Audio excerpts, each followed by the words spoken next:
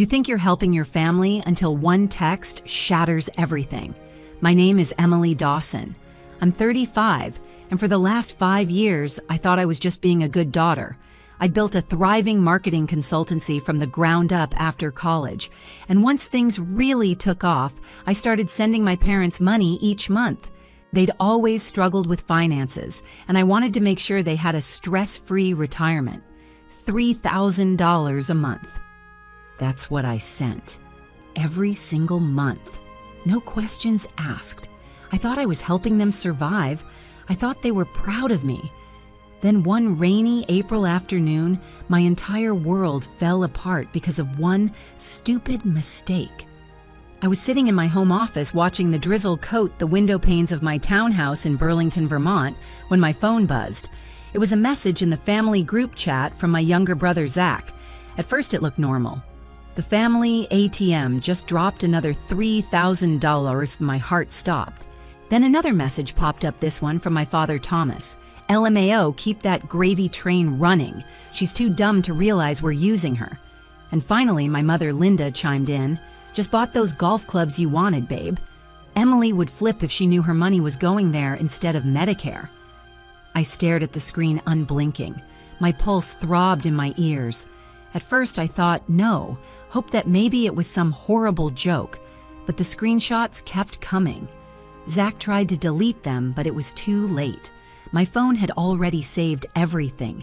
3 years of messages, 3 years of my own family mocking me, laughing at how gullible I was, planning extravagant vacations behind my back, using my money for new cars, golf memberships, condo upgrades while they cried poor every time I asked if they were okay. One read, tell Emily dad needs dental surgery. She can't resist a medical sob story. Another, let's see how fast she wires money this time. Betting pool anyone. It was like reading a script from some twisted sitcom where I was the punchline. I couldn't move. I couldn't speak. I couldn't even cry. Just hours before I was considering surprising them with a trip to Europe for their 70th birthdays. A gift. A thank you for everything I thought they'd sacrificed for me. Now I was staring at evidence that I'd just been a cash machine to them. A bank account with no voice. A means to their end. The betrayal felt physical, like someone had reached into my chest and twisted. And then came the call. My phone lit up. It was my mom. I answered in a daze. "Don't you dare pretend you didn't know what you were doing," she screamed. Her voice was so loud I had to pull the phone away from my ear. "We're family. You can't just abandon us because your feelings got hurt." I didn't respond right away. I couldn't. I sat frozen, the weight of everything I'd just seen crashing over me like a tidal wave. That's when the rage set in. All those years of helping, all those moments I second-guessed myself to give them more, all those late nights I worked to send money so they wouldn't go without. They were never grateful. They were laughing. They weren't worried about groceries or rent or medication. They were worried about tea times and lakefront upgrades. I remembered the Christmas I skipped vacation so I could send an extra $5,000 for a broken furnace that probably never existed. The winter nights I worked until 2 a.m. because they said Dad's insurance didn't cover his meds. The vacations I passed on the furniture I didn't buy all because I thought I was keeping my family safe and warm. Outside, the rain poured harder. Inside, a storm was forming. The kind you don't recover from overnight. The kind that changes everything. And I had no idea just how far this would go. I didn't sleep that night. The rain kept tapping against the window like a metronome, steady and cruel. I lay in bed staring at the ceiling, replaying every moment over the last 5 years. Every call where Mom cried about rising costs. Every time Dad said they were skipping meals to pay the heating bill. Every carefully worded message from Zach about how tight things were this month. It was all a performance. By sunrise, I felt hollow. I moved through my house like a ghost, brushing my teeth on autopilot, making coffee I didn't drink. My phone buzzed constantly, calls, texts, voicemails. Zach tried to delete the messages from the group chat, but I had already screen recorded them. Every message, every insult, every sarcastic thanks, again ATM. At 9:13 a.m., there was a knock on my door. Through the peephole, I saw Zach, soaked from the rain, his hair plastered to his forehead. He looked wrecked, but I didn't care. I opened the door but didn't let him in. "What do you want?" I asked, my voice cold. "Emily, please," he said, rain dripping from his chin. "I can explain everything." Explain what? I held up my phone, the screen displaying one of his texts. "Just told Emily Dad needs dental surgery. Cinch." "It's not what it looks like," I cut him off. "Don't insult me." His shoulders dropped. "Mom and Dad, they started it. I didn't want to rock the boat. They needed help." "No, Zach. They needed a retirement plan. What they did was extortion dressed up as family guilt." I let that hang in the air. He didn't argue. "I've sent $3,000 a month for 5 years, Zach. That's $180,000. Do you even understand what that means?" He looked at his shoes. "I know it's a lot. And that's not counting the extras. The emergency funds, the $5,000 for the broken furnace, the $4,000 for Dad's heart tests, the car repairs, the roof leak. That's another 40 at least." He didn't say a word. "Do you know what I gave up?" I whispered. "Do you know what I went?" Without a flicker of guilt crossed his face. "They're freaking out. Dad's talking about refinancing the condo. Mom says she can't sleep. They didn't mean to." I laughed. They meant every word.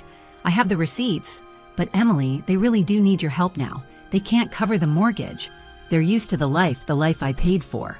Zach opened his mouth, but nothing came out. "They bought a lakeside condo last year, Zach, while telling me they were behind on rent." He winced. "You all used me. And I let you. But that's over now." I shut the door. I didn't slam it. I didn't scream. I just closed it with quiet finality. And then I collapsed. I slid to the floor phone still in my hand and sobbed for what felt like hours. Not because they were suffering, but because I had believed them. Because I had wrapped my entire identity around being the daughter who could provide. And now I was nothing but a fool. That evening, I called Tara Quinn, my best friend and a damn good attorney. They did what she asked after I told her everything. They played me, I said. My voice was low flat. For years. Tara didn't try to sugarcoat it. "You've been scammed, Em. Financial abuse isn't just something strangers do. I want to cut them off. Then we do it right. First, gather all the evidence. Texts, transfers, everything. Then we identify any accounts they're connected to. Insurance, retirement plans, anything that gives them access to your money." A chill passed through me. "They're on my insurance," I whispered. Tara paused. "We'll fix it." I nodded slowly, even though she couldn't see me. "I'm done being the ATM," I said. "They don't get another dollar." And for the first time since that text arrived, I felt something shift inside me. I wasn't broken. I was waking up. The next morning, I woke up before my alarm. No dreams, no hesitation, just a quiet, focused clarity. I didn't check my texts. I didn't scroll through old screenshots. I didn't cry. Instead, I made coffee, sat at my desk, and opened my laptop. The first tab I opened was my banking portal. There it was, every $3,000 monthly transfer for the past 5 years, plus the occasional $5,000, $4, $200, $300 wired for what I now knew were made-up emergencies. I opened a second tab, my investment account. I had created it 3 years ago as a surprise retirement gift for my parents. I was contributing $1,000 a month, quietly building it into a cushion they could fall back on when they turned 70. The current balance, $42, $680. I hovered over the close account button, but not yet. I wanted a clean break, not a rage-fueled reaction. Instead, I called the one person who had never manipulated me. "Greenmount Bank, this is David," the voice on the other end said. "Hi, David, this is Emily Dawson. I'd like to close an investment account under my name." The recipients were Thomas and Linda Dawson.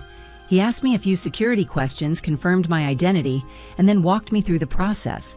"Since you're the sole account holder and the account was listed as a discretionary gift, we can close it immediately and return the full balance to your primary account within 3 business days," he explained. "Perfect," I said. "Also, please cancel all recurring transfers to the joint account ending in 9234. That's the $3,000 monthly, yes, effective immediately." As I ended the call, my shoulders dropped an inch. One weight lifted. Step 1 complete. Next, I called my health insurance provider. I'd added my parents as dependents 2 years ago when I learned they didn't have good coverage. I spent 30 minutes on hold before a calm, kind voice picked up. Healthwise Insurance, Anthony speaking. How can I assist you today? I explained the situation carefully without emotion, just facts. I need to remove Thomas and Linda Dawson from my plan. Anthony paused. Normally, that requires a qualifying life event. But if they live separately and you no longer provide over 50% of their support, I can file this under a change of dependent status. Do it, I said. They'll receive a notice that their coverage ends at the close of the month. That gives them 30 days to find alternate insurance. That's more than fair, I said. Thank you. Family situations can be complicated, Anthony replied gently. Been there myself. Step 2, done. Then I opened my life insurance portal. 1 click to remove them as beneficiaries. I replaced them with a local children's education charity. Step 3, clean surgical final. I stared at my screen, stunned at how fast it all came undone. Or maybe, how fast I was finally taking control. That's when my phone buzzed again. Zach, Mom, and Dad are freaking out. Dad says the pharmacy denied his heart meds. What did you do? No apology, no remorse, just panic about the money stopping. I stared at the screen and typed, "Their consequences are not my problem anymore." I didn't wait for his response. I opened a new document, titled it, Family Financial Support, 2018 to 2023. I listed every payment, every fake emergency, every transfer, every lie. By the time I was done, it was 12 pages long. Then I opened my email, attached the document, and typed, Subject documentation of financial support. Final notice to Thomas and Linda Dawson. From Emily Dawson. Attached is a comprehensive accounting of all financial support I have provided over the past 5 years, totaling $221,800. This includes recurring monthly transfers, emergency funds, and health insurance benefits. As of today, all recurring transfers have been canceled. Your insurance coverage under my plan will expire on the last day of this month. The supplemental retirement account has been closed. I have attached screenshots of your messages in which you admit to manipulating me while mocking my generosity. Do not contact me again unless it is to repay what you have taken under false pretenses. Emily. I read it over twice. No emotion, just truth. Then I hit send and block them all. Phone, email, social media. The silence afterward was unlike anything I'd ever known. Not lonely, not sad, just clean. For the first time in years, my money and my life were mine again.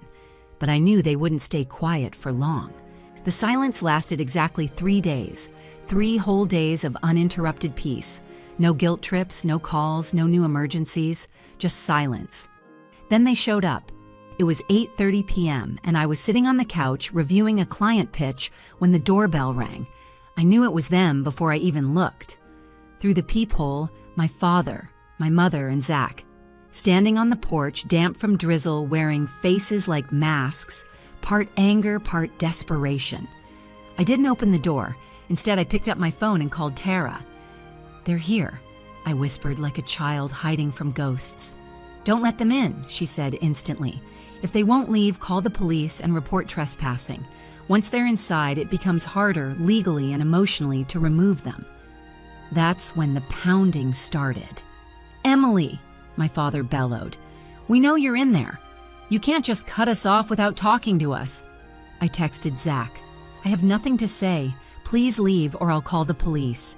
I watched through the peephole as he checked his phone, showed it to our parents, and then an argument broke out. Mom started crying. Dad turned red with rage. Eventually, they stormed off, but not before my father turned back and shouted, "You're going to regret this, Emily. We're family. You don't abandon family." I didn't answer, because they had abandoned me a long time ago, not physically, but emotionally. They abandoned respect, compassion, truth, all for comfort and control. The next day, the messages began again, this time through email. Linda Dawson. Your father's blood pressure is dangerously high. Your behavior is literally putting his health at risk. Please stop this. Thomas Dawson. Grow up and stop this childish behavior. You're acting like some bitter little girl instead of our daughter. Zach. They can't pay the mortgage without you. What are you trying to prove? I forwarded all of them to Tara, then blocked the email addresses. 3 days later, a certified letter arrived. I opened it cautiously, half expecting legal threats. It was a handwritten note from my mother. Emily. We don't understand why you're punishing us like this. Yes, we made some jokes in poor taste, but that's what families do. Your father's medication is $450 a month without insurance. The mortgage is due next week. We might lose our home. Is that what you want? For your elderly parents to be homeless? Please stop this cruelty. We just want to talk. Elderly. That word nearly made me laugh. They were 65 and in perfect health. Dad's golf game was still excellent, judging by the country club photos Zach had stupidly uploaded to the group chat. Still, something in me needed confirmation. So I called the pharmacy where Dad filled his prescriptions. Hi, I'm calling about my husband's heart medication. Thomas Dawson. What would it cost out of pocket without insurance? Let me check, the pharmacist said politely. After a pause, it's $42 for a 30-day supply, ma'am, not $450. Another lie. That evening, Zach showed up again, this time at my office parking lot. I was locking up when he stepped into my path looking ragged. Emily, please. They're falling apart. Dad's talking about filing for bankruptcy. I didn't even flinch. That's not my problem anymore. How can you be so cold? He asked, voice cracking. They're our parents. I stared at him. Are they? Because real parents don't scam their kids. Real parents don't laugh behind their daughter's back while spending her money on luxury condos. They made mistakes. No, a mistake is forgetting my birthday. What they did was coordinated fraud. You joined in.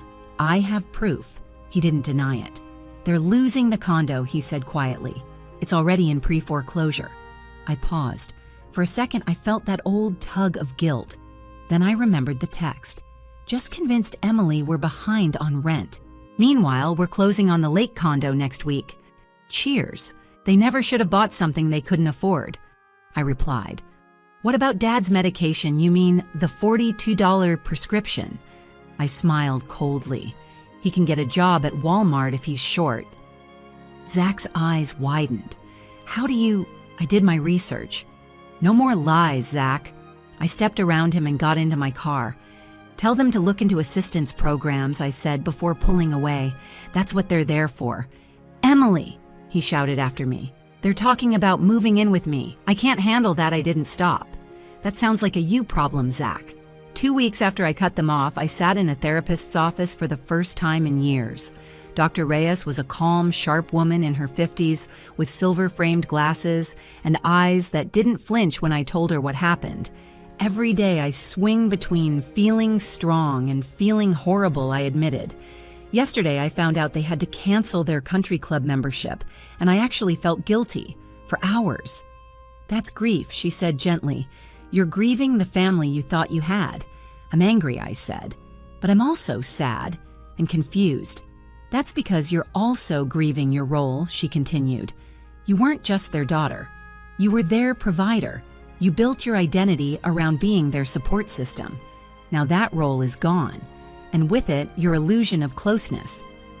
I stared at the box of tissues beside me, but didn't reach for it. Not yet. That afternoon, as I stepped out of her office, I saw a missed call from a number I didn't recognize. I ignored it. Then a voicemail. It was my uncle, my dad's brother, Ron. We hadn't spoken in years, but I listened anyway.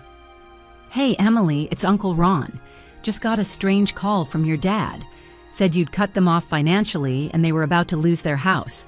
He asked if they could come live with us. Figured I should hear your side. I called him back, and I told him everything. The texts, the fake emergencies, the $221,000, the mockery, the betrayal. When I finished, he was quiet for a long moment. I'm not surprised, he finally said. Your dad pulled something similar on me years ago. That's why we don't talk much." I froze. "You knew I knew he had tendencies. I didn't know it had gotten this bad. Why didn't you tell me? Would you have believed me back then?" "No." He was right. I wouldn't have. I told him no, by the way, Ron added. "I'm not housing 2 grown adults who blew through 6 figures and still want more. I told them to downsize and live within their means." He hung up on me. I felt something strange swell in my chest. Not anger, not grief, validation. I wasn't crazy. I wasn't cruel. I was just finally seeing clearly. That night, I got another text from Zach from a different number. "Mom and Dad are moving in next week. They sold the condo. Dad's furious. I can't believe this is happening." I didn't respond. 3 days later, another one. "The car got repossessed. This is getting really bad." I almost responded. Almost. But then I remembered another message from the old group chat. Emily just asked if Dad's okay after his doctor's appointment. She's such a sucker. They had played me like a piano, and now the music had stopped. Week 3 brought an email from a name I didn't recognize. Subject message from your parents. Apparently, they'd enlisted a family friend to contact me. The email read like a plea. They had sold most of their furniture, were living in Zach's spare room, and were applying for food stamps. My father's health was deteriorating from the stress. They just wanted a chance to talk and apologize. I stared at the screen for a moment, then deleted it, because I knew exactly what their version of apology would sound like. Manipulation disguised as remorse, regret without responsibility. I didn't owe them another conversation, not after everything. Instead, I poured myself a glass of wine and stepped onto my balcony. The air was crisp, the sky clear, no tension in my jaw, no buzz in my phone, no monthly withdrawal draining my account. For the first time in my adult life, I was truly, truly free. 6 months after I cut off all contact, I came home from a business trip and found them waiting on my porch. My parents, Thomas and Linda Dawson. I stopped in my Trax keys still in my hand. They looked small, smaller than I remembered. Dad had lost weight. Mom's hair, once always perfectly highlighted, had grown out with gray roots showing. Their clothes were plain unfamiliar, cheaper. Part of me wanted to turn around and drive away, but Dr. Reyes had warned me this moment might come. "You don't have to let them in," she'd said, "but if you do, stay standing. Set a time limit. Listen for real remorse, not just consequences." So I walked up the path, keeping my heart wrapped in armor. "What are you doing here?" I asked, flat. Mom's voice cracked. "Emily, please, we just want to talk." "We've learned our lesson," Dad added. I unlocked the door. 5 minutes. They stepped inside like people walking through a courtroom, not a home. They sat on the edge of my couch. I remained standing, arms crossed. "We're sorry," Mom began. "We never should have taken advantage of your generosity. We've lost everything," Dad added. "The condo, the car. We're living in Zach's spare room. She sleeps on a pullout. All our friends at the country club have disappeared," Mom said. "We're embarrassed. My medication's been hard to manage," Dad added. "Without your insurance." They listed it all, what they'd lost, how much they were suffering, what it felt like to be on the other side. But never, not once, did they say, "We hurt you." Not once did they say, "We were wrong." Only we're paying for it now. I let the silence hang until they finally stopped talking. "Is that it?" I asked. Mom leaned forward. "We want to make things right. We've really suffered," Dad said. "We've learned our lesson." "What lesson would that be?" I asked. They exchanged glances. "That we shouldn't have taken you for granted," Dad said at last. "Not we shouldn't have used you. Not we shouldn't have mocked you. Just for granted." "You still don't get it," I said softly. Mom bristled. "We came all this way to apologize." "No," I corrected. "You came to tell me how hard it's been without my money." Dad frowned. "We said we're sorry. For getting caught," I said. "Not for what you did." I took a deep breath. In the past 6 months, I've thought a lot about what a healthy family looks like. And it's not this. It's not manipulation. It's not control. It's not mocking your child behind her back while spending her money on golf clubs. Mom's face hardened. So you're just going to keep punishing us over a few jokes. This isn't punishment, I said. This is self-protection. We're your parents, Dad said, as if that settled it. And I was your daughter, I replied, not your bank. I walked to the door and opened it. I wish you well. Truly. I hope you figure it out, but I can't be part of your lives anymore. You can't mean that, Mom whispered, tears finally falling. We need you. No, I said. You need what I can provide. There's a difference. Dad stood, voice rising. After everything we've done for you, I turned sharply. What exactly have you done for me, Silence? They had no answer. They walked out slowly. At the door, Mom turned back one last time. You'll regret this, Emily. In the end, family is all you have. I shook my head. No, Mom. Love is what makes a family. What you offered me was just a transaction. I closed the door. Leaning against it, I waited for the wave of guilt, of pain, of second-guessing. It didn't come. Just peace. The storm had passed. The ATM was closed, and I was finally beautifully free. Have you ever had to walk away from your own family to protect your peace? Share your story below, and don't forget to like and subscribe.